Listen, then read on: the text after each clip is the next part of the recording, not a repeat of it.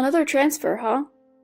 My husband Oliver came home, clearly down in the dumps. So, where's the next assignment? It's actually near my parents' house. What? The term is about a year, so I was thinking maybe we could live with them for a while. The proposal to move in with his parents caught me off guard. My name is Bella. I'm 33 and work part-time while taking care of the house. Oliver's job involves a lot of transfers, so I stick with part-time work. Each time we move, I have to find a new part-time job from scratch. But I knew that when we got married. I find excitement in exploring different places, and we've been married for 4 years now. Our favorite pastime is to discover local spots and visit them together on Oliver's days off. His next assignment is close to his parents' home. We've always rented apartments, and finding a new place is a hassle. If we're moving again in a year, living with his folks isn't a terrible idea. That's how I justified it to myself. I think we get along with my in-laws, at least on the surface. We don't see them often, maybe 2 or 3 times a year. And my father-in-law Aiden is usually away for work, so we haven't had many deep conversations. As for my mother-in-law, Isabella, she's a busybody and a chatterbox, to put it nicely. Whenever we visit, she talks about some neighbor, and I have no clue who they are or why their story should interest me. I just laugh it off mostly. But I figured we could tough it out for a year. Boy, was I wrong. A month later, Oliver and I headed to his parents' home. We're saying goodbye to a place we've lived for 2 years. With that thought, we got into the car. We knew his job required a lot of moving, so we kept our belongings to a minimum. So minimal that even the moving company was surprised. When we arrived, Aiden and Isabella greeted us warmly. Thank you for having us. I handed over the gift and bowed my head. Aiden responded gruffly, while Isabella gladly accepted the gift with a smile. The next morning, I woke up to find that Aiden and Isabella were already up. Bella, you're just waking up now? Oliver will be late if you don't hurry up. Even though she said just now, it's only 5:30 because my husband leaves early. Confused, I tried to help with breakfast, but Isabella scolded me. Stop giving Oliver all that caffeine, it's bad for him. My husband always has coffee before leaving for work, so when I went to make coffee, she criticized me like that. As he prepared to leave for work, my husband came to my defense. Mom, I asked for the coffee. I can't think straight without it. Hearing this, Isabella glared at me, but broke into a smile. Fine, then I'll make it. Saying so, she snatched the coffee pot from my hands and started brewing it. From the get-go, things weren't going well. I optimistically thought I would get used to it eventually. That notion was shattered just 2 months later. I had started a part-time job about half a month after we moved. Isabella was a housewife. When I got home in the evening, only Isabella was there. She approached me and said, "Do you really need to work part-time?" Huh? I couldn't help but ask her to clarify. People talk, you know. It doesn't look good for a wife to be out working. I was puzzled and surprised that people still think that way. I couldn't respond directly, so I just laughed it off. When I told my husband that night, he said he'd also talked to Isabella about it, which relieved me. But it ended up making Isabella even angrier. You told Oliver? What kind of wife are you? I had no intention of tattling, but looking back, I feel like that's when Isabella started seeing me as an enemy. I thought I was managing to get by, skirting around Isabella 2 months after moving into my in-laws' home. But then, out of the blue, we received startling news. Oliver's brother and his wife were expecting a child. They said they wanted to have the baby here since her parents live far away. Aiden and Isabella were more than happy to have Lily move in. And so, starting from the next week, Lily, my sister-in-law, became our new housemate. Bella, could you please get Lily a drink quickly? And buy a blanket, we don't want her getting cold. Ever since Lily moved in, it's like I've become the housemaid. If I cook, I get told it's not fit for a pregnant woman. If I clean, it's, you can't let a pregnant woman do that, hurry up. All the household chores are on me, while Lily either snacks, watches TV, or scrolls through her phone.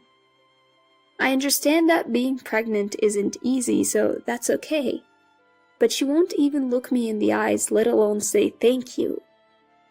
Isabella takes care of Lily, serving her drinks and snacks. Yet, all these are items I've bought. It feels unfair. I was putting up with it because we're living under their roof. But one day, Lily said to me, "It must be nice living with kind-hearted Isabella." Kind-hearted Isabella? What are you talking about? I swallowed those words and brushed it off with a forced smile. Still, Isabella responded to Lily, smiling. You say the sweetest things. Well, sure. I felt isolated, but given that we're staying with them and she's pregnant, I just let it slide. And then the incident happened. Bella, what are you doing? Hurry up! Lily had a prenatal checkup and I had to drive her there. Neither Aiden nor Isabella can drive, so we had no choice but to use my car. It would have been fine, except they only told me 30 minutes before we had to leave. As I was getting ready to go to my part-time job, Isabella frantically told me to take the day off. But I'm already running late. So what? It's just a part-time job. We'll be fine if you're not there. Now bring the car around. It's just a part-time job? I was irritated for a moment. You don't make much from your part-time job anyway. You can afford to miss it.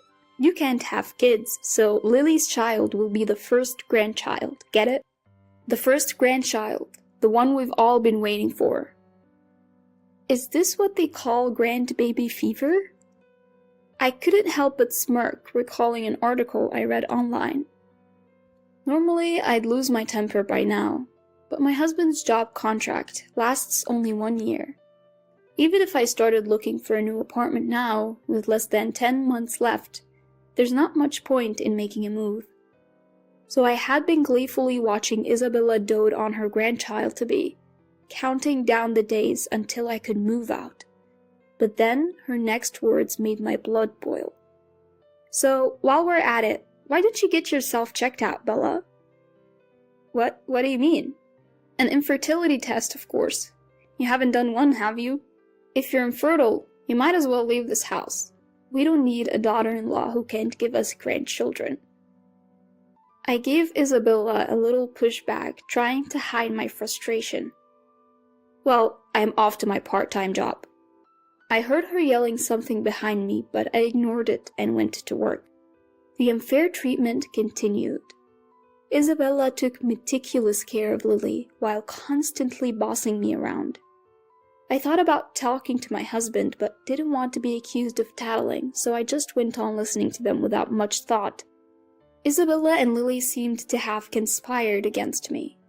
They only picked on me when Aiden and Oliver weren't around.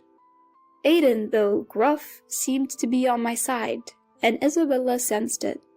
She acted like the perfect mother-in-law when he was around. Only 3 months left until Lily gives birth. I have to hang in there. That's what I kept telling myself. Bella, please hurry up and hang the laundry. And clean up. Look, it's dirty over there. Sister-in-law, we're out of drinks. Go buy some, will ya? The same old scenario when Aiden and Oliver left for work. The two of them barking orders while sitting comfortably. Bella, take this to Lily's room, quick! Isabella pushed a large sofa towards me. Wait, I have to move this by myself?